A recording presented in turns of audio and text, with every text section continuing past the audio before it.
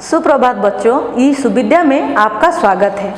हमने सूरदास के द्वारा रचित जो पहला पद है उसके पिछले अंश में हमने ये पढ़ा था कि श्री कृष्ण जी कैसे अपने माँ से बलराम के बारे में, बड़े भैया बलराम जी के बारे में शिकायत कर रहे हैं कि वे उन्हें बार बार चिढ़ाया करते हैं। किस बात को लेकर चिढ़ाया करते हैं? कि वे उन्हें चिढ़ाते हैं कि उनका शरीर का रंग श्याम है, अर्थात वो श्याम शरीर के हैं, इसलिए ये माना जाता है कि उन्हें खरीद कर लाया गया है। और ये सारी बातें वे क्या करते हैं? वे ग्वाले गोपाल लड़कों को सिखा देते हैं और वे सब चुटकी दे देकर कृष्ण जी को चिढ़ाया करते हैं, जिसके कारण, गुस्से के कारण वे बाहर खेलने नहीं जाते हैं।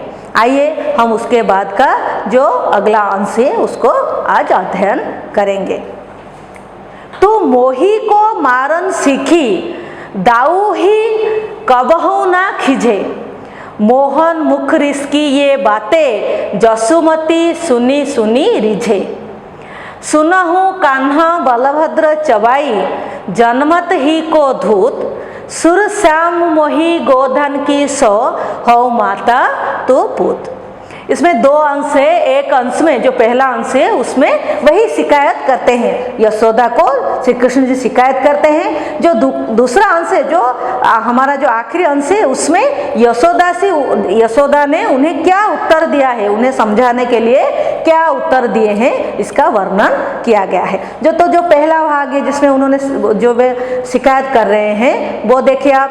तू मोही मतलब हमने जो पहले मोही पढ़ा था, आप अपने पद के जो पहला भाग था मोही, देखिए उसका जो स्पेलिंग है ऐसा है, जो अभी जो हम लोग मोही पढ़ रहे हैं उसका स्पेलिंग ऐसे है। तो इन दोनों का अर्थ में थोड़ा फर्क है। कौन सा फर्क है? जो पहले हमने पढ़ा था मैया मोही, मतलब उसका अर्थ था मुझको। जैसे कि मैंने कहा था कि जब हम परसर्ग का इस्तेमाल करते हैं किसी संज्ञा के साथ, सर्वनाम के साथ, उसका रूप परिवर्तन होता है।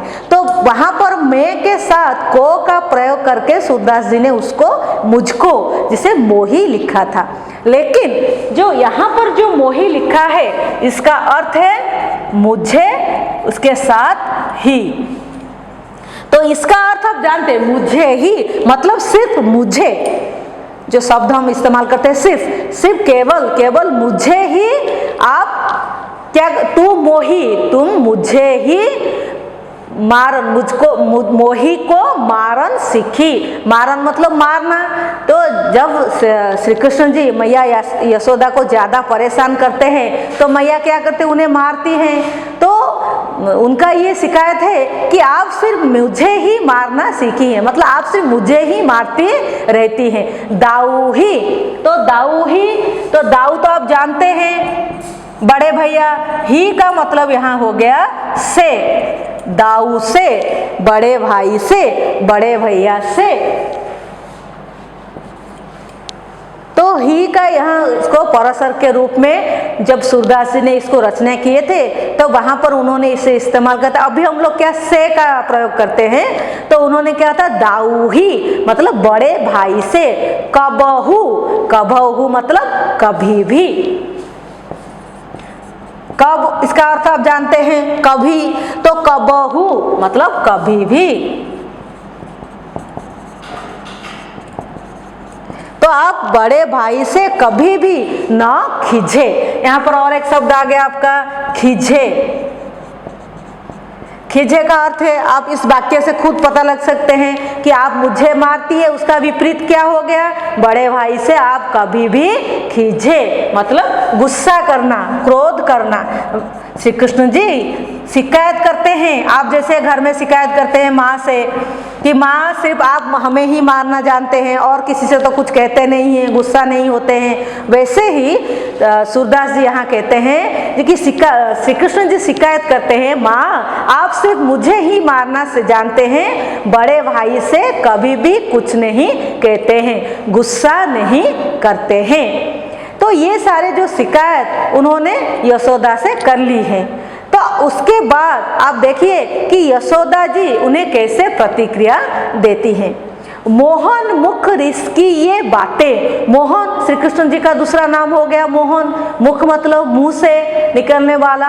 रिस की, रिस आप पहले पढ़ चुके हैं, क्रोध, गुस्सा। तो श्री कृष्ण जी के मुंह से जो ये गुस्से भरी रिस की ये बातें, गुस्से भरी जो बातें, आप देखिए उन्होंने बातें कैसे लिखे हैं।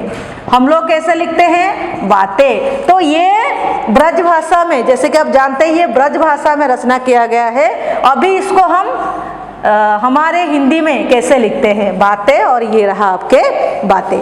तो मोहन के मुंह से श्री कृष्ण जी की जो ये गुस्से भरी जो बातें निकलती है, यशोमती, जसोमती मतलब यशोदा मैया, सुनी सुनी मतलब सुन सुनकर, वे तो शिकायत करते चले जा रहे हैं, तो उनकी ये शिकायत भरी गुस्से भरी बातें सुन सुनकर यशोमती मैया रिझे।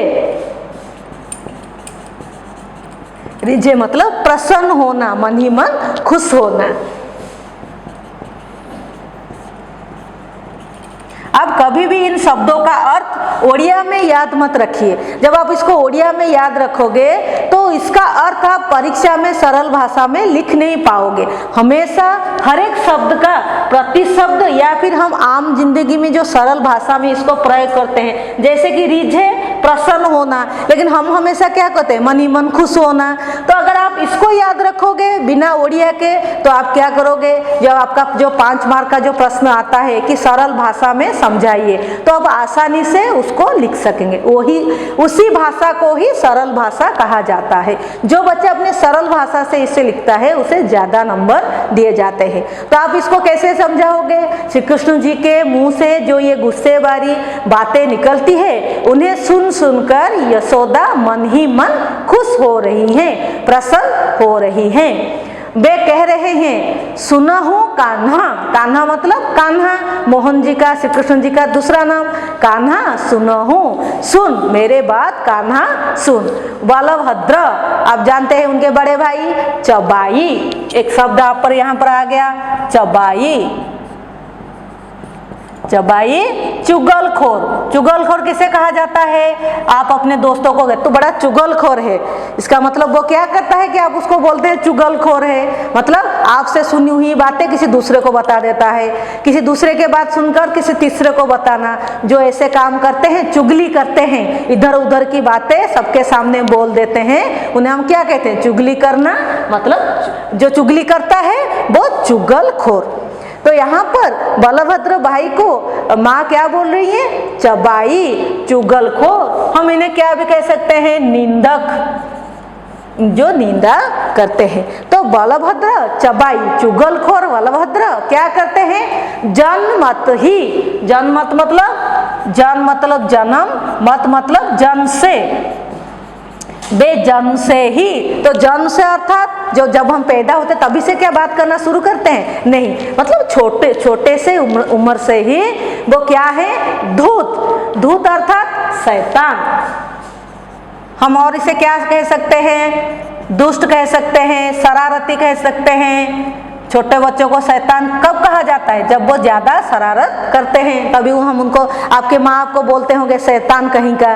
तो शैतान किसे कहा जाता है? जो बचपन में ज्यादा हंगामा करते हैं।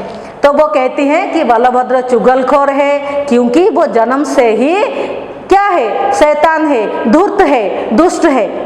सुर श्याम, सुर का अर्थ यहाँ पर कुछ नहीं है। आप जब सूरदास के ज्यादा पद आप पढ़ोगे या फिर उनके रचनाओं को देखोगे कि उनके सारे रचना के जो आखिरी दोहे में वो सुर शब्द का इस्तेमाल करते हैं। इसका अर्थ है सूरदास कहते हैं, सूरदास के अनुसार। तो सुर आप निकाल लीजिए, श्याम मोही गोधन की सो। श्याम मतलब श्री कृष्ण जी का और एक नाम श्याम। तो यहाँ पर आप देख लीजिए, यहाँ पर एक आपको मोहन, कान्हा, श्याम, और हम तो श्री कृष्ण जी इस्तेमाल करते ही रहते हैं। तो श्याम मोही गोधन की, गोधन गाय, गाय को धन माना गया है, इसीलिए गोधन। तो मुझे हमारे जो गाय हैं उनकी सौगंध, सौ माने सौगंध, शपथ, प्रतिज्ञा, आप कुछ भी कह सकते हैं। इतने सारे प्रतिशब्द आपको याद रखने। कभी भी बच्चों आप ओडिया में इसको याद मत रखिए। तो सौ का मतलब क्या हो गया? शपथ, सौगंध। तो मैं हमारे जो गाय हैं उनकी सौगंध खाके ये कहती हूँ, हो माता तू पुत, मैं ही तुम्हारी माता हूँ, तू मेरा पुत। पुत का प्रतिशब्द हम क्या कर सकते हैं? पुत्र। तो यहाँ पर उन्होंने क्या कहा कि यशोमती मैया ने उन्हें ये उत्तर देते हैं कि पहले तो वो मन ही मन बहुत ही प्रसन्न होती हैं, खुश होती हैं कि मोहन के मुंह से जो ये सारी बातें, नटखट भरी बातें निकलती हैं, वो सुनकर वे खुश होती हैं। उसके बाद वो उत्तर देती हैं कि आप बड़े भाई बलराम की बातों को मत याद रखिए, क्योंकि वो चुगलखोर है, जन्म से ही, छोटे से उम्र से ही वो चालाक हैं, धूर्त हैं, शैतान है, इसलिए आप उनकी बात मत सुनिए। और मैं आपको यकीन दिलाने के लिए ये कहती हूँ कि मुझे गोधन की सौगंध है, प्रतिज्ञा है कि मैं ही तुम्हारी माता हूँ और तू ही मेरा बेटा है, पुत्र है। तो बच्चों, ये जो पहला पद उनका था, उनसे हम ये शिकायत कैसे श्री कृष्ण जी अपनी माँ को शिकायत करती हैं और कैसे वे उनके उत्तर देते हैं। आज के लिए बस इतना ही। धन्यवाद।